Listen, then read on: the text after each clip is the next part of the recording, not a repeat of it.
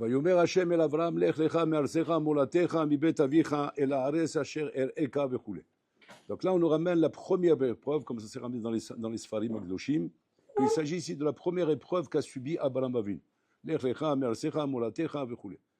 Tous les Mfarshim posent la question, ils demandent qu'a priori Abraham Avinu a eu d'autres épreuves avant ça, avec des épreuves très dures, comme Ul Kasdim, comme la vie avec ses parents, une vie de Avodah Zarah, où il était amené à vivre dans une maison de Avodah Zarah, où enfin on vivait là-dedans. Son père, c'était le fabricant number one de Avodah Zarah, et que donc il vivait là-bas. Il était celui qui tenait les affaires de son père et comment il vivait là-dedans. Donc c'est qu'il n'avait même pas de point de repère, pour dire j'ai quelqu'un avec qui je peux me conseiller, avec qui je peux parler. Il n'a que des Ovda Avodah Zarah autour de lui. Donc Abraham Avinu Lechaora, il a un parcours qui est un parcours atzum, extraordinaire. Surtout que nous quand on parle d'Avot, le Ikar c'est quoi? C'est Maaseh Avot Siman Abanim. C'est le Maaseh de Avot qui nous intéresse. C'est pour ça que Bereshit, d'ailleurs, on l'appelle Sefer Yachar. Pourquoi on l'appelle Sefer Yachar? Il vient nous donner le chemin droit que l'homme doit suivre dans sa vie. Et pour cela, il faut des exemples. Et les exemples, c'est qui? C'est Avotenu Agdoshim, Abraham, Israël, Yaakov. Donc quand on a maintenant l'exemple de Avotenu Agdoshim, Yaakov et Agdoshim, ils ont eu un parcours à Botaï qui n'est que exemplaire pour nous, qui va nous montrer, regarde comment on est mitgaber sur tel nisayon, regarde comment on réagit par rapport à telle chose, et regarde comment il faut faire quand on est dans ce matzav, etc. C'est ça qu'on a besoin. Et là, la Torah, ma'alima lanu et kolze. Elle nous cache tout ça. Elle nous raconte rien. Il faut aller chercher dans les midrashim, à droite, à gauche, pour savoir qu'il y a eu cette histoire d'Ul Kasdim, qu'il y a eu cette histoire des idoles qu'il a cassées à Abraham Avinu, qu'il y a eu cette histoire peut-être de cette recherche d'Abraham Avinu, mamage dans la nature, de savoir c'est quoi ce monde, est-ce que ce monde a été créé, il n'a pas été créé, il n'a aucune indication, il n'a même pas de référence, il n'y a pas de sfarim, il n'y a rien sur quoi se fier, se baser, pour pouvoir avoir une indication de savoir ce que je cherche et Bichlal, s'il y a quelque chose à chercher. C'est même pas, seulement il recherche, il cherche, il veut savoir s'il y a quelque chose à trouver. Et tout ça, c'est important pour nous. Parce que quand on est dans un monde rabotaille, où on est confronté à des sfekot de Emouna, des sfekot de Bitachon, on a besoin de voir un homme, comment il a parcouru, par où il est passé, comment il a fait, et là, on ne nous parle pas de tout ça. Et donc, le Ramban, il s'arrête sur ça, il demande pourquoi. Lama Torah ma'alima et kolze. למה התורה לא מדברת על כל הניסיונות של אברהם אבינו, כל מה שעבר וכו'. Et là, il nous donne un yesod très important. Un yesod qui vient nous expliquer, Rabotai, qui est celui pour lequel la Torah commence par l'Ech Lecha, et que effectivement la Torah est consciente qu'il nous faut Maaseh Avot Siman Labanim. Mais c'est à partir de l'Ech Lecha que ça commence. Avant ça, il n'y a pas de nafkamina. C'est pas de nafkamina ce qu'il a pu passer, ce qu'il a pu faire. Il a fait des grandes choses, Vadaï. Il était prêt à mourir dans le Oukazim, il était prêt à faire ça, mais c'est pas là-bas que tu vas apprendre dans ta avoda, et c'est pas là-bas que tu vas apprendre comment tu dois avancer dans la vie pour être un vrai évêque d'Hachem. C'est pas avec ça que tu vas apprendre.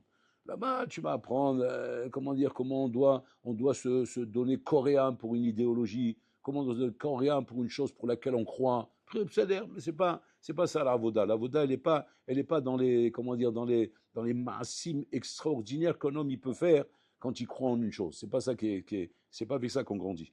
On grandit rabotaï, comme il dit le Ramban, pachout, dans la régularité et l'endurance dans une avoda. C'est ça qui fait grandir. C'est pas la gadlou du maasé, c'est pas combien le maasé est impressionnant, c'est pas combien le maasé il est redoutable et que tu as réussi à faire quelque chose d'exceptionnel, qu'aucun homme au monde aurait été capable de faire ça, de rentrer comme ça dans un four, de rentrer d'être capable de mourir pour. C'est vrai que c'est extraordinaire. Aval lo godnim baiser. Un homme ne grandit pas à ça. Un homme peut très bien être capable aujourd'hui de se jeter dans le roule kasdim, et demain aller dans une boîte de nuit. C'est pas une stira, c'est l'eau sauter. Pourquoi c'est pas sauter? Parce que c'est pas construit, c'est l'eau banouille. C'est kaviachol, un effet de regesh, une itrakshut, un effet de choses qui te poussent à faire des choses dans la vie qui ne sont pas des choses travaillées forcément.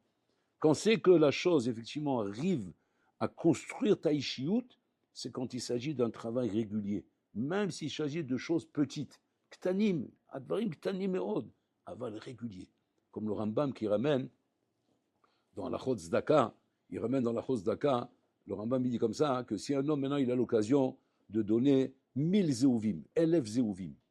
C'est une somme, c'est une grosse somme. À l'époque, les zéouvim, c'était, comme tu dirais, je ne sais pas si aujourd'hui, comme l'euro, etc. C'était vraiment une grosse somme.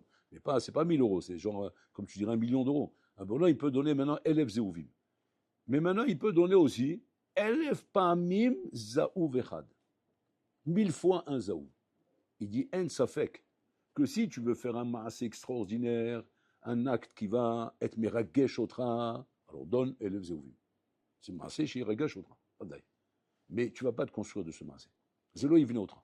Tu peux faire un maasé comme ça aujourd'hui et demain faire bidjou le contraire. Moi, je le contraire. Aller te payer avec Elef Zéovim Rabotai, Hazve Shalom, des vacances Rabotai à la place des nudistes là-bas en Thaïlande.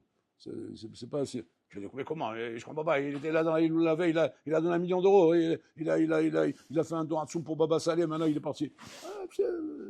Regashot, c'est Regesh. Pam kara, c'est kara, c'est Regesh. Alors quand l'homme, il commence à travailler une mida, et la mida, il la travaille d'une manière régulière, comme une endurance, comme une résistance. Il travaille, il lâche pas. Elef pa min zaouvechad. Il disait Elef ma'asim shel zdaka. Là-bas, c'est ma'aseh echad shel zdaka, pour c'est Elef ma'asim shel zdaka.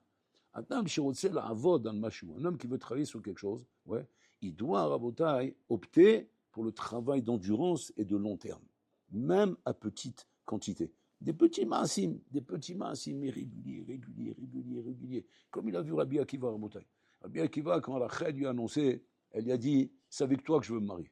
Maintenant, Rabbi Akiva, c'était le jardinier de Kalba Saboua. C'est le jardinier, c'est le paysan avec le sombrero, là. Il avait le chapeau de paille comme ça, grand. Un jardinier, il était au soleil toute la journée. Il lui fallait un sombrero comme ça, avec son jean et son t-shirt. Et voilà, il plantait les trucs de Kalba Saboua. Et Kalba Saboua, il voulait marier sa fille. Il voulait marier Rachel. C'était le défilé Rabota, le défilé des grands ducs, c'est-à-dire le défilé des Rashi Shiva, des Rabbanim, des trucs, des Gdolim, etc. C'est un derrière l'autre, parce qu'on savait très bien que Rachel, elle avait tout pour elle. Elle était la femme la plus belle du monde, les midotes les plus belles du monde, la richesse, la plus grande richesse du monde. Tout pour elle, quoi. Tout pour elle. Donc, voilà, c'est un diamant. Qui c'est qui veut pas ce diamant? Alors, il faisait le défilé, Rabota, des Hamim, des Sadikim, des Rabbanim, etc. Elle ne trouvait pas chez ces gens-là la personne qu'elle désirait, qu'elle voulait. Jusqu'au jour où elle s'est mise à regarder par la fenêtre, tellement qu'elle était de doigt du youch, que dire, est-ce que je vais trouver mon mazal? Est-ce que mon mazal, il existe, Bichlal? Elle était exigeante avec elle-même, elle voulait quelqu'un de spécial, de miouchad. Elle se met à la fenêtre et qu'est-ce qu'elle voit? Elle voit Rabbi Akiva en bas. Elle le voit en train d'arranger les fleurs et les trucs, etc. Et Tosot, il dit là-bas, Rata démarré de fait. Elle a vu chez lui, Kaviachol, des maasim exceptionnels. Des maasim. Comme elle a vu, bon, c'est une force. Une force que la femme, elle a, une femme, elle a binaïetera. Elle a vu chez lui des maasim dignes d'attention, de s'intéresser à lui. Et vous voyez comment il faisait les choses, etc. C'est-à-dire qu'il mettait son cœur dans ce qu'il faisait. Elle s'est dit, tiens, ça veut rien dire. Peut-être qu'embêter, il est bon là-dedans, mais il est mauvais ailleurs. Mais en tout cas, il y a quelque chose ici. Il y a quelque chose ici qui montre qu'il y a un potentiel. Donc elle s'est intéressée à lui. Elle a vu qu'effectivement, il y avait quelque chose. Jusqu'à qu'une fois, elle a attrapé carrément. C'est elle qui a fait le chidour avec lui. Elle a attrapé carrément. Elle dit, Akiva, je te préviens. Tu sais très bien quand on me cherche un chidour, etc., je ne trouve pas ce qu'il me faut, etc. Il dit, mais j'ai entendu. Bon, lui croit que femme a envie de parler, quoi. Il n'est pas là-bas, lui. C'est le paysan, lui. Il n'a même pas une avamina qui s'intéresse à lui. Il dit, bah, parce qu'elle irait, Rassali Shpor et Piba. Elle veut verser son cœur. Alors, on va l'écouter. Elle dit, voilà, je ne trouve pas un chidour, et puis Tom a lu sur le truc, le scoop, mais il est tombé à l'envers. Il dit, j'ai l'impression que tu es le bonhomme qu'il me faut. Oh, il comprend. Tu sais qui je suis, tu sais quel âge j'ai, tu sais où je vais. Elle est jeune, elle avait peut-être, je sais pas moi, 19 ans, 20 ans, dans la fleur de l'âge. Il a 40 ans, la Hor. C'est comment dire, c'est un pneu crevé, c'est un cheval cassé, c'est un hamour épuisé. Il n'y a plus rien à tirer de ça. En malotsi, Micham. Et maintenant, elle s'intéresse à lui. Maintenant, il lui dit, mais qu'est-ce que tu attends de moi? Tu t'imagines que tu vas avoir avec moi? Quoi, je vais te planter des tomates, qu'est-ce qui t'intéresse chez moi? Elle lui dit, j'ai remarqué, je t'observe, tu as de l'endurance. Tu te mets sur une chose, tu ne la lâches pas. J'ai remarqué ça. Tu ne passes pas d'un truc à l'autre. Quand tu confesse minyanina, ça veut dire que tu n'es pas mitlaev. Attends, ok, tu es aigvi. Je te sens aigvi. Et ça, elle dit, c'est ça la chose qui donne à l'homme, Rabotai, la garantie qu'il peut devenir quelqu'un. Bon, Rabbi Akiva dit, laisse-moi réfléchir, il a disparu. Disparu. Même Kalba Savo, il ne sait pas où il était, il ne sait pas ce qui s'est passé, disparu. Où il est parti? Parti réfléchir. C'est pour le chant, la main. Et elle y a annoncé, bien sûr. Il y a annoncé, je veux me marier avec toi, je veux que tu deviennes le gadolador. T'imagines un peu? Un bonhomme, un paysan, un planteur de tomates, tu es le gadolador. Tu es en train d'annoncer à quelqu'un. Si tu parles, de quoi tu parles? Il part. Et il arrive là-bas, bon, sur cette fameuse histoire qu'on raconte là-bas, hein, qu'il a vu ce rocher avec le goutte à goutte qui tombait là-bas, d'un genre de ruisseau qui comme ça. Il a vu comment l'eau a réussi à faire un trou dans la pierre. Mais comment? C'est pas un marteau piqueur. C'est du goutte à goutte. C'est-à-dire que ça se trouve, ça fait des centaines d'années que c'est ça, que c'est là-bas. Et l'eau, qui est la chose la plus rare qu'il y a dans le monde, la plus fragile, la plus rare, la plus comment dire, douillette qu'il y a dans le monde, elle a réussi à creuser la chose la plus dure, la roche. C'est les roches, le sela, on appelle ça le sela en hébreu. Je ne sais pas si en français c'est la roche. Le sela, c'est la pierre la plus dure du monde. Le sela. Ça, Habibi, tu peux casser un marteau-piqueur pour le creuser. Et l'eau, elle a réussi à faire un trou là-dedans. Il a dit, j'ai compris ce qu'elle veut. Il a compris ce qu'elle veut. Il a compris. C'est-à-dire, elle a compris que j'ai de l'endurance, et que mon endurance, c'est Nachinami, je vais pouvoir arriver à aboutir. Donc, il est revenu, il a dit, c'est bon, on se marie ensemble. J'ai compris ce qu'il faut ici. Et c'est ça que la Torah veut me faire comprendre ici. C'est avant Siman Labanim, c'est-à-dire que Akadosh Baruch Hu commence à mettre à l'épreuve maintenant Abraham Avinu. Maintenant qu'il a cherché, Akadosh Baruch Hu, il a découvert, mais ça n'intéresse personne. Ça n'intéresse personne. C'est-à-dire, je peux te raconter des histoires, je peux te raconter les midrashim, je peux te raconter par où il est passé, l'histoire des idoles, c'est des belles histoires. Mais c'est pas avec ça que tu vas te construire. Tu vas te construire lorsque tu vas voir Abraham Avinu mis à l'épreuve dans des choses qui vont demander de l'endurance, où il va falloir tenir longtemps, sûrement, et sans bouger. Et voir si Nachinami, avec tout ça, tu vas arriver comme ça à tenir la route jusqu'au bout. Et c'est ça le Ika Rabotai. C'est ça le Ika. Et quand Enachinami, il a vu Abraham Avinu capable de tout ça, là, à ce moment-là, effectivement, on peut l'appeler Abraham Avinu. Et c'est ça la Nikuda Rabotai. La Nikuda, quand un juif Rabotai, il cherche maintenant le derrière dans la vie pour avancer, pour devenir un bon Eved Hashem, un bon Yehudi Rabotai, quelqu'un qui est Oved Hashem, qui sert à Kadosh Baruch Hu Rabotai. Ça ne se passe pas dans le folklore, ça ne se passe pas dans les exploits, ça ne se passe pas dans les records, ça se passe pas. C'est pas là-bas que ça se passe. Ça ne se passe pas là-bas, Rabotai. Là-bas, tu peux faire des choses extraordinaires, vous voulez. Ça ira pas plus loin que ça. Là où c'est vraiment quelque chose qui mérite de s'intéresser à toi, qui mérite qu'Hachem met ses yeux sur toi, c'est quand tu vois de la régularité. Et tu vois, c'est extraordinaire, Rabotai. Tous les personnages de la Torah, Avotenu Akdoshim, Moshe Rabbeinu, tous les personnages, ils ont tous le même point commun. C'est quoi le même point commun? Rabotai, Yitzivut, Ekvim, Yatziv ve'ikvi. Ils ne bougent pas. Ils ne bougent pas du derrière qu'ils avaient. Ils ne bougent pas, ils sont réguliers dans le délire. Sans chercher à faire des grandes choses. On ne cherche pas à faire des grandes choses. Mais on cherche à être régulier dans ce qu'on fait, Rabotai. Ils ne sont pas impressionnés par les grandes choses. D'ailleurs, c'est la fameuse histoire de Rabbi Hanan ben Teradion, qui est venu voir son maître, Rabbi aussi Ben Kisma, qui était son maître.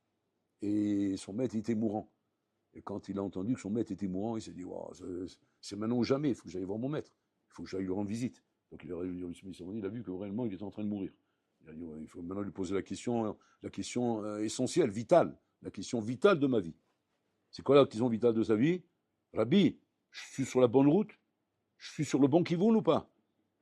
Il demande à son maître, il veut savoir. Demain il va partir. Qui va me dire si je suis sur la bonne route ou pas? Il lui dit, Rabbi, Tagili, je suis sur le chemin qui m'amène en Olam Haba. Alors, attention, on parle de Rabbi Hanan ben Teradion. Rabbi Hanan ben Teradion, c'est un bonhomme, mais il draine des olamot. Il porte des mondes, Rabotai. C'est un bonhomme d'une énergie, mais qui faisait des massim, mais l'oyuman des massim qu'il faisait. Aya Mekabez Keilot Berabim, il faisait des choses exceptionnelles, Bim Sirut Nefesh, des trucs. Tu comprends même pas la question qu'il demande. Si toi, tu n'as pas Olam, et là, son maître, il le surprend. Kloum Maaseh Baliatra. Tu as Maaseh qui est venu entre tes mains pour me demander si tu as Olam Abba. Comment ça? Quoi, tout ce que je fais, ça vaut rien?